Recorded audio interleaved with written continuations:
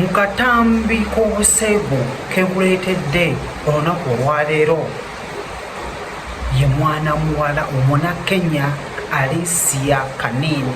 Mwana muwala ono oyinza okwebuuza yatya. Mwana muwala ono Munakenya era nga amanyikiddwa okubeera nga akola bu vidiyo bwe obuseegu n'abeera nga abuweereza abantu be n'abanga afuna akasente.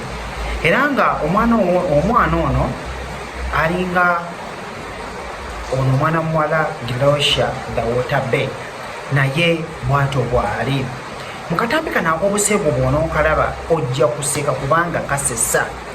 Mwana muwala ono ayukiddwako mu katambi ng'agezaako okubeera nga alina ekintu kyakwata n'abeera nga yeemazisa n'abanga atuuka ku ntikko. Engeri gy'abadde akyeyisaako ng'awulira obuwoomi bweyongera bujja, ng'awulira amazzi gongera okubeera nga gapasuka. Omanye amazzi agapasuka ng'oyinza okugamba eringa taapu. Bw'omukyala ali yagamba nti nno oyagala amazzi agapasuka agamansuka gati, ogenda kubeera nga akatambi okeerabirako mu maaso awo, ogenda kubeera nga nkakulaga obeere ng'okalaba. Ogenda kumanya abaana b'obuwala nti munda eyo mulimu ebintu bingi mukwano. Mwana muwala ono bwera obadde otambuddeko ku Twitter, ku TikTok, ku Facebook, baana bali mu kubeera nga bawanaka vidiyo era bw'onookalabako nawe ojjagamba mutuufu mwana muwala kitukoze mu mwezi guno. Kubanga bw'otulira omwana oli bw'obeera obadde omutunuulidde toyinza kumusuubiriza paka ng'olabye akavidiyo kali. Kavidiyo ngenda kubeera nga nkakuwa naye buli muntu yeebuuza amazzi yagajjawa. Kavidiyo ogenda kubeera ng'okalaba kubanga bw'obeera obadde omutunuulidde she looks innocent. So gw'omwana ow'obuwala ali yagamba muyagala kubeera ng'okola mazzi mukwano, kavidiyo ogenda kubeera ng'okalaba.